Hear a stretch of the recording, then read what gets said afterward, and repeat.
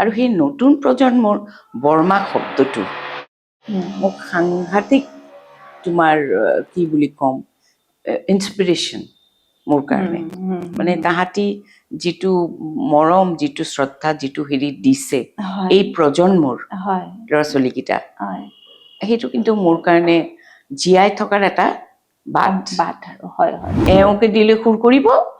আৰু এওঁক উঠুৱাই গোৱালে অথচ মিউজিক ডাইৰেকশ্যন ভূপেন দাৰ চিনেমাখনত কি অদ্ভুত নালাগে নে বাৰু এই ভূপেন দা চিঞৰি চিঞৰি কান্দিছিলে তেতিয়া সেইখিনি সময় মন প্ৰজাপতিৰ শ্বুটিং কৰি আছিলে মানে মই তাক কিয় দিলো সেই গানটো মই কিয় নাগালো জয়ন্ত হাজৰিকা বহুত গানেই আছে কিন্তু অলপ কথাটো বেলেগ ধৰণে আৰু তেতিয়া মানুহবিলাকে সোধে মোক পাছত দানাদাই জানিছিলে নেকি বাৰু এনেকুৱা হৈ গ'ল মানে হেমন্ত দত্ত লিখিলে যি বাটেৰে ওলালো আজি নাহলো বাইদেউ লিখিছিলে তেনেকে জেপি সুৰ মোৰ মিনতি তৰা হয় যদি মই নাথাকিলে খাজৰ তৰাই মোৰ এই কথাকে ক'ব এতিয়া প্ৰয়োজন হৈছে সাগৰিকা কাৰণ আমাৰ পৰিয়ালতো মানুহ কমি আহিছে সেইদিনাখন মোৰ দেৱৰটো চমৰ হাজৰিকা গুচি গ'ল গতিকে এতিয়া দৰকাৰ হৈছে প্ৰয়োজন হৈছে কাৰণ এই জুতিটো কিন্তু দুই ভাইৰ সাগৰিকা আৰু নহ'ব আৰু মানে কৰবাত নহয় কৰবাত কিন্তু তেখেতো আধৰুৱা হৈ ৰ'ল একেবাৰে ভূপেন দা কৈয়ে থাকে মানে যেতিয়া মই লক্ষণৰ দৰে ভাইক হেৰুৱালো তেখেতৰ নিচিনা এজন ইমান নিৰ্জীৱ মানুহ বুলি ক'বলৈ গ'লে তেখেতৰনো কোন শত্ৰু হ'ব চাগে নাই একদমেই নাই গতিকে সেই তেতিয়া বহুত ৰিউমাৰ তোমালোকেতো জন্মই পোৱা নাই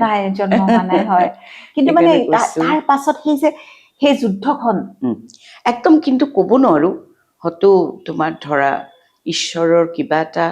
সাংঘাতিক হেৰি মই আজিৰ দিনত মানে যদি কোৱা যে ৰাতিপুৱা মই উঠি পেলাই কি ভাবোঁ মই সেইটোৱে ভাবোঁ যে মোক অলপ শক্তি লাগে মই যাতে কামখিনি আৰু সুন্দৰকৈ নিয়াৰকে সংৰক্ষণ প্ৰচাৰ সেইখিনি যাতে মই কৰি যাব পাৰোঁ আৰু সেই নতুন প্ৰজন্মৰ বৰ্মা শব্দটো মোক সাংঘাতিক তোমাৰ কি বুলি ক'ম ইনস্পিৰেশ্যন মোৰ কাৰণে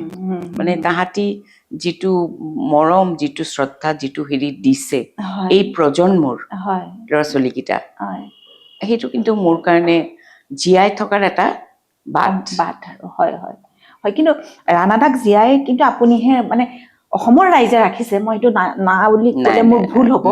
কিন্তু তেখেতক ধৰি ৰাখিছে মনত আছে প্ৰাণত আছে সকলোৰে আছে কিন্তু সেইটোকে তুমি তেনেকে ৰাখি দিলে নহ'ব না তুমি সৃষ্টিখিনি কেনেকে আগুৱাই লৈ যাবা সেইটোতো কোনোবা এটা কৰিব লাগিব সেই কামখিনিয়ে ধৰা মই কৰি আছো এই কয় নহয় ৰূপমহতে কয়তো আপোনাৰ মাজেৰে বৰ্তাক পাওঁ একদম সঁচা কথা মানে এতিয়াও আমি এনেকুৱা অনুভৱ কৰো যে তেখেত মানে আমাৰ মাজতে আছে এনেকুৱা লাগে মানে আপুনি থাকি গ'ল যে সেইটো কাৰণে যদি আপুনি বহুতেইতো জয়ন্ত হাজৰিকাক দেখা নাই এই প্ৰজন্মৰ সঁচা কথা ক'বলৈ গ'লে মইতো দেখা নাই তাকে মই তেখেতক লাইভ দেখা নাই তাৰমানে ফটো বা ক'ৰবাত কিবা এটা ভিডিঅ' ক্লিপিং দেখিছো কিন্তু মানে তেখেতক মই লাইভ দেখা নাই গতিকে বহুত বেছি সোনকালে গ'লতো 34 কিমান আছিল যেতিয়া ঢুকাইছে তেতিয়া 34 বছৰ বয়স দেই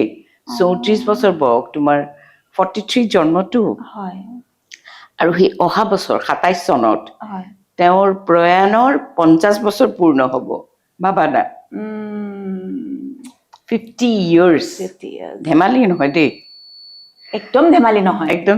নহয় আপুনি একেলগে আপোনাৰ কিমান দিন পাৰ হ'ল বাৰু মানে বিয়াৰ আপোনাৰ একদম 69ৰ পৰা 77 কিমান হ'ব 8.5 বছৰ বা এনেকুৱা হৈছে চাগে 69 হ'লে 79তো নহ'ল 10 বছৰটো নহ'লে 77 তেতিয়াহ'লে 8 বছৰ মানৰ স্মৃতি আপোনাৰ সেই সংসাৰ কৰিছো আৰু ধৰো লগ পোৱা হিচাপত যদি কোৱা কলকাতাত সেই আৰু 61 চনৰ পৰা মই পাইছো তেতিয়া সেইখিনি সময়ত মাজে মাজে পাওঁ আৰু এই ভূপেন দাৰ যে যায় ফিল্ম এছিষ্ট কৰিবলৈ মিউজিক এছিষ্ট কৰিবলৈ তেতিয়াবা গান গায় এই যে যেনেকে মুন্নাম দেৱানক গাইছিলে ন শ্যামল মিত্ৰৰ লগত সোণাবৰণ পাখি তাৰপিছতে ভূপেন্দাৰ চিনেমাত গাইছে, গাইছে জীৱনটো যদি অভিনয় হয় লতি ঘটিত গাইছে, চিকমিক বিজুলী গালে মৃত্যু সাৱটি সমাধি তলি, সেই গানটো ভূপেন্দা লিখিলে, সেই গীতটো এওঁকে দিলে সুৰ কৰিব আৰু এওঁ শুটুৱাই গোৱালে, অথচ মিউজিক ডাইৰেকশ্যন ভূপেন্দাৰ চিনেমাখনৰ। কি অদ্ভুত নালাগে নে বাৰু কোৱাচোন তুমি? এই ভূপেন্দা চিঞৰি চিঞৰি কান্দিছিলে তেতিয়া, সেইখিনি সময় মন প্ৰজাপতিৰ শ্বুটিং কৰি আছিলে, মানে মই তাক কিয় দিলো সেই গানটো, মই কিয় নাগালো। তেখেতৰ চাগে মনত এনেকুৱা এটা ভাৱ হৈ গ'ল যে মই যেন সেইটো গান গোৱালো কাৰণেই যেন অভিশাপ হৈ গ'ল, গুচি গ'ল যেন এনেকুৱা। সেইটো গীত কেতিয়া কেতিয়া ৰেকৰ্ডিং কৰিছিল বাৰু? এইটো বম্বেত কৰিছিলে, সেই তেনেকুৱাতে কৰিছিলে। চিকমিক বিজুলী তোমাৰ 69ত আমাৰ বিয়া হৈছে, মই বিয়া হোৱাৰ পিছতে ৰিলিজ হৈছে, 67 মান হ'ব, তেতিয়া মানতে ৰেকৰ্ডিং কৰা নহয় জানো? হয় হয় হয়। সেই গীতটো সঁচাকে, কিন্তু সেই গীতটো বৰ বৰ অদ্ভুত আৰু না, কিবা লাগে জানো। সেইটো গীত মানে আচলতে তোমাৰ সেইটো বুলি না, তেনেকুৱা ধৰণৰ যন্ত্ৰ জেগা বহুত গানেই আছে, কিন্তু অলপ কথাটো বেলেগ ধৰণে। আৰু তেতিয়া মানুহ বিলাকে সোধে মোক পাছত, ৰাণাদাই জানিছিলে নেকি বাৰু, এনেকুৱা হৈ গ'ল মানে। হেমন্ত দত্ত লিখিলে যি বাটেৰে ওলালো আজি নাহো উভতি, বাইদেউ লিখিছিলে তেনেকে জেপি সুৰ, মোৰ মিনতি তৰা হয় যদি তৰা কাছব, মই নাথাকিলে খাজৰ তৰাই মোৰ এই কথাকে ক'ব। হয় হয়। তাৰপিছত তোমাৰ হেৰি, এই গীতবিলাক তেখেতে যেতিয়া কৰিছিলে, মানে নিজে লিখিছিলে বা সুৰ কৰিছিলে, গাইছিলে, কি আচৰিত লাগে ন তেখেতে। একদম, কিন্তু লিখা নাছিলে তেওঁ গান দেই, এটা নে দুটা গান। বাইদেউৰ নিমপা বাইদেউ আৰু তেওঁৰ গানৰ যুগ্ম এটা হেৰি যোগাযোগ, পিছৰ ফালৰ গান কিছুমান তোমাৰ লিখিলে হেমন্ত দাই। এই আকাশ বৰ বিশাল, সময় গতিশীল, সেই 2টা বছৰ একেলগে কাম কৰিছে বেচেৰা, তাৰ মাজতে কিমান ধুনীয়া গান ওলাই গ'ল। আৰু তোমাৰ হেৰি বাকী অন্যান্য হীৰেন ভট্টাচাৰ্যী গান গাইছে, তোমাৰ হেমেন হাজৰিকা, এই সকলোতো ৰেডিঅ'ৰ মুকুল বৰুৱা, বহুত মানে তোমাৰ গীতিকাৰৰ সুৰকাৰৰ গান তেওঁ গাইছে, ৰত্ন ওজা নহয়, পুৰুষোত্তম দাস, জিতেন দেৱ। তেখেতেতো কেতিয়াও নিজেইতো লিখা নাছিল, গতিকে ক'ব নোৱাৰি যে তেখেতৰ মনত তেনেকুৱা এটা ভাৱ আহিছিল নেকি বুলি ক'ব নোৱাৰি, কিন্তু তেখেতক মানে অৰ্থবিলাক বেলেগ হৈ গৈছে। মই যি বাটেৰে ওলালো আজি নাহো উভতি, আৰু মই ন পথেৰে জ্যোতিৰে ফুৰো বিচাৰি। পিছত কৈছে গানটো লিখাইছিলে সেনেকে যে 77 জানুৱাৰীত তোমাৰ ব্ৰডকাষ্ট হোৱাৰ কথা, সেইকাৰণে দত্ত কৈছিলে এনেকে গান এটা লিখি দিয়ক যে মই পুৰণিক লৈ পেলাই মই নতুনলৈ আগবাঢ়ি যাম। দত্ত সেইকাৰণে লিখি দিছে তেনেকে। এইবিলাকতো গানৰতো আৰু বহুত ষ্টৰিজ আছে। এইবোৰ কথা মানে ভাবিলে এনেকুৱা লাগে যেন নিয়তিয়ে গম পাইছিলে নেকি, তেখেতক বুজাইছিলে নেকি, তেখেতে বুজিছিলে নেকি, এনেকুৱা ধৰণৰ কিছুমান ভাৱ হয় নহয় জানো। কিন্তু আচলতে সেইটো কথা নহয়, তেনেকে আহিছিল তেখেত অলপ সময়ৰ কাৰণে, আৰু কাম কৰি শেষত অলপ সময়ৰ কাৰণতে ভিতৰতে গুচি গ'ল। তাকে মই তেনেকেই ভাবি ললো, আৰু পাছত মই খুব পজিটিভলি ললো লাইফটো দেই সাগৰিকা, কাৰণ মই দেখিলো ল'ৰাটো সৰু, আৰু মই নোযোৱাৰ সিদ্ধান্তটোৱে তাৰ কাৰণে যে সি ক'ত, কাৰ ল'ৰা, কি কথা, তাৰ বৰ বাপেক কোন, এইখিনিতো জানিব লাগিব। আমাৰ অসমত যদি আমি নাথাকো, আমি যদি ভালকে সি ডাঙৰ দীঘল হ'ব ডেফিনেটলি, কিন্তু এই যিটো পৰিচয় তাৰ, সেইটোতো মই দিব নোৱাৰিম তাক, নহয় জানো, তাতকে বহুত দূৰত গুচি যাব। সেইকাৰণে মানে এই পৰিৱেশটোত মই তাক ডাঙৰ কৰিব খুজিলো। আৰু যেতিয়া তেওঁ ডাঙৰ হৈ আহিল, তেওঁতো গান গাবলৈ ললে, হয় জানো, যদিও সেইটো প্ৰফেশ্যন হিচাপে নললে, গান গাবলৈ ললে। যেতিয়া গান গায়, আৰু মই যেতিয়া শুনো তেখেতৰ মানে মাতটো, তেখেতৰ মাতত ৰাধাদাৰ গান যেতিয়া শুনো, তেতিয়া একদম তেখেতে কোৱা নিচিনা লাগে, ইমান সুন্দৰ, মানে ইমান বহুতেই কয় যে জয়ন্ত দৰে, আকৌ কিছুমানে কয় একদম ভূপেন্দা, ভূপেন্দাৰ দৰে। মানে ভূপেন্দা গান বিলাকো আজিকালি গাব লগা হয়তো, তোমাৰ মানে বম্বে দিল্লীতো তেনেকে বহুত শ্ব'য়ে কৰে, য'ত তোমাৰ এই বছৰ যেনেকে বাৰ্থ চেণ্টিনাৰী চলি আছে বহুত অনুষ্ঠান কৰিছে মোৰ বোৱাৰীও গায় লাইলি দুয়ো গায় আৰু তাতে তেতিয়া ভাল লাগে মোৰ যে লেগেচিটো ৰাখিব লাগিব কোনোবা এটা নিশ্চয় আৰু ইমান সহজ মই অলপ অসমৰ ফালে মাতিছো এইকাৰণে কৈছো এতিয়া বেছিকে ইয়াতে থাকিবলৈ লওঁ যিমান পাৰো আৰু ঘৰৰ পৰাই যদি কিবা কাম কৰিব পাৰ কৰি থাক কাৰণ অকমান লাগে এতিয়া প্ৰয়োজন হৈছে সাগৰিকা কাৰণ আমাৰ পৰিয়ালতো মানুহ কমি আহিছে সেইদিনাখন মোৰ দেৱৰটো চমৰ হাজৰিকা গুচি গ'ল গতিকে এতিয়া দৰকাৰ হৈছে প্ৰয়োজন হৈছে কাৰণ ভূপেন দাৰ যিটো ধৰা অসমৰ ইতিহাস গীতি সাহিত্যৰ মাজেদি ভূপেন দা কৈ গৈছে সেইখিনিতো গীতখিনিতো কোনোবা গাব লাগিব নহয় গাইছে নতুন প্ৰজন্মই নোগোৱা নহয় আমি পৰিয়ালৰ ফালৰ পৰা মই কৈছো আৰু কি কয় জানে বাইদেউ কৰবাত নহয় কৰবাত কোনোবাই কেতিয়াবা নহয় কেতিয়াবা সুৰত হওক টোনত হওক কিহবাত হওক অকমান সলনি কৰি দিলেই গোটেই কথাটো বেলেগ হৈ যায় এজনৰ পৰা আনজনৰ পৰা যদি আপুনি একদম শুদ্ধ কথাটো যদি কোনোবাই কেৰি কৰি লৈ যায় অন্তত কবলৈ এজন মানুহ লাগিব মই সেইকাৰণে খুব চেষ্টা কৰো এই ৱৰ্কশ্বপৰ মাজেদি যাতে হেৰি কৰি পেলাই আমাৰ ট্ৰাষ্টে ৰাষ্ট্ৰখন গঢ়ি থৈ গৈছিলে তাৰ পৰা কিন্তু আমি প্ৰায় 100টা গানৰ স্বৰলিপি কৰা হৈ গৈছে আৰু আমি সেই তাৰে ভিত্তিত গানবিলাক শিকাই থাকো গানবিলাক শিকিলো য'তেই নোটৰ গণ্ডগোল হয় ধৰো এইটো চা এইটো নোট চলি আছে সেই বস্তুটো মইতো জয়ন্ত হাজৰিকাৰ কাৰণে ৱৰ্কশ্বপ মই সদায় উইথ নোটেশ্যনেই শিকাওঁ প্ৰথমতে নোটেশ্যন গাই লওঁ তাৰপিছত শব্দ গাওঁ এনেকে মানে কৰিছো আৰম্ভণিৰ পৰা সেই 2000 চনৰ পৰা মই কণ্টিনিউৱাছলি শিকাই আছো ভূপেন দা সেইটো দেখিয়ে মোক কৈছিলে যে তই মোৰ ট্ৰাষ্টত থাক কাৰণ তই শিকাবি শিকাব পাৰিবি আৰু সেইটো কিন্তু বহুত জৰুৰী কথা নোটেশ্যন বিলাক চবে জনাটো আৰু যদি পৰিয়ালৰ ফালৰ পৰা কোনো নাথাকে তেতিয়াহ'লে সেই বস্তুটো খেলিমেলি হৈ যাব নতুন প্ৰজন্মই জানিবও লাগিব ৰাণাদাৰ বাৰু আটাইতকৈ ভাল পোৱা ইনষ্ট্ৰুমেণ্ট কি আছিলে ভাল পোৱা ইনষ্ট্ৰুমেণ্ট তুমি চব ষ্ট্ৰিং ইনষ্ট্ৰুমেণ্ট সাংঘাতিক ভাল পাইছিলে একেবাৰে তাৰপিছত তুমি কোৱা ফ্লুটো বজাই দিলে কেতিয়াবা বেজাৰতে টোপনি নাহিলে মই এটা যে ফ্লুট পাৰ্ট আৰম্ভ হৈছে সেইটো জয়ন্ত হাজৰিকাই নিজে বজোৱা ফ্লুটটো বজাই লৈছে থৈছে ভূপেন দাৰ চব গান চাবা না তুমি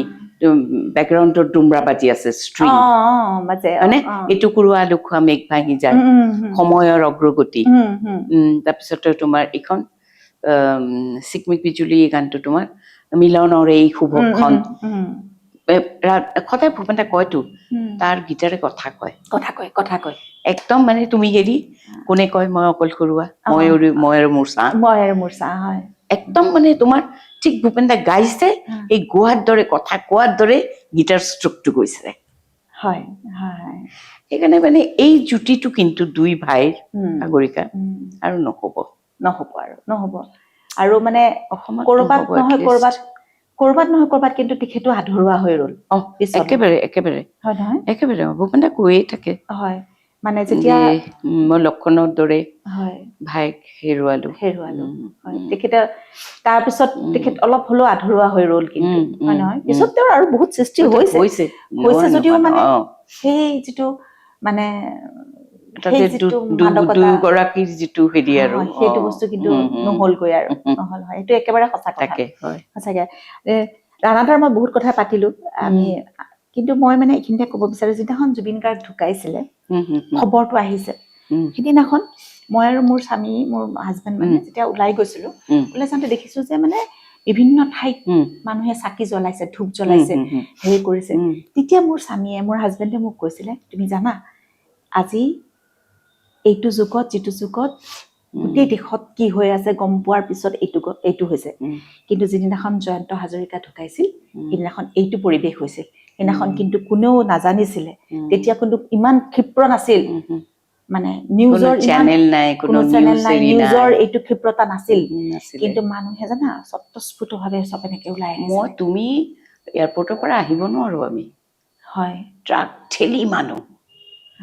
মানে কেনেকুৱা জনগণ নহয় তোমাক মই বুজাব নোৱাৰো আৰু মই সেইটো দেখিয়ে কান্দিছো বাৰ্ষ্ট কৰিছো মই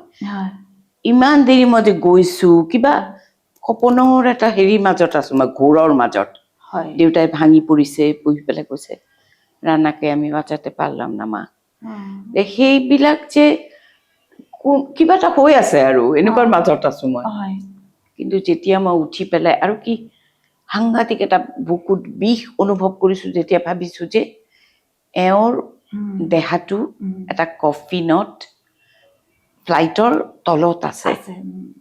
কেবিনটোত, আৰু মই চেয়াৰত ওপৰত চিটত বহি আছো। সেইটো এটা অদ্ভুত পেইন, মই বুজাব নোৱাৰা ভাষা নাই মোৰ, এইটো মই কেনেকে বুজাম। সেই বিষটো লৈ মই আহিছো, দৰ্জাখন খুলি দিছে ফ্লাইটৰ, কেনেকুৱা মানুহ এয়াৰপৰ্টত। মই তেতিয়া বৰ্ছ কৰিছো জানা, কান্দিছো মই। তেতিয়া চাগে আপুনি অনুভৱ কৰিছে যে কি হেৰুৱালো মই, কি নাইকিয়া হৈ গ'ল। তাৰপিছত সেই এয়াৰপৰ্টৰ পৰা ঘৰলৈকে আনি অলপ সময় ৰাখিতো ঘূৰালেই বাৰু, কাহিলীপাৰা লৈ গ'ল, ৰেডিঅ' লৈ গ'ল, প্ৰগতি শিল্পী সংঘ, এনেকে ঘূৰাই আছে নহয় গোটেই চহৰটোৰ মাজত। তাৰপিছতে আৰু তোমাৰ সেই যেতিয়া ইয়াত লৈ গ'ল আমাৰ শ্মশানত, তেতিয়া মোক মানে এনেই গাড়ীৰে এক চক্কৰ ঘূৰাই দিছিলে। তেতিয়া আমি মাইকী মানুহ শ্মশান যাব নাপায়, আমি যোৱা নাছিলো, এতিয়াহে যাইছো, এতিয়াহে আমি যাওঁ, কিন্তু তেতিয়াতো যোৱা নাছিলো। আৰু ভূপেন দা কোলাতে আছিল চাগে, মই এনেই গাড়ীৰে এনেকৈ লৈ পেলাই মোক ঘৰত থৈ গ'ল, আৰু ভূপেন দাহঁতে আছিল, ভূপেন দা কোলাত ময়ূক আছিলে, লৈ গৈ পেলাই মানে ভূপেন দা থিয় হৈছে যে তাৰ সৈতে এটা ধূপ জ্বলাই দিছে। বাকী বলেন হাজৰিকা, আমাৰ আৰু এগৰাকী বৰ্জনা, তেখেতে মুখাগ্নি কৰিছিলে। তেখেতে কৰিছিলে কামখিনি, কাৰণ তেতিয়াতো হেৰি বহুত সৰু, ৰাজাটো বহুত সৰু, 5 বছৰটো, তেতিয়া কৰাটো সম্ভৱেই নহয়।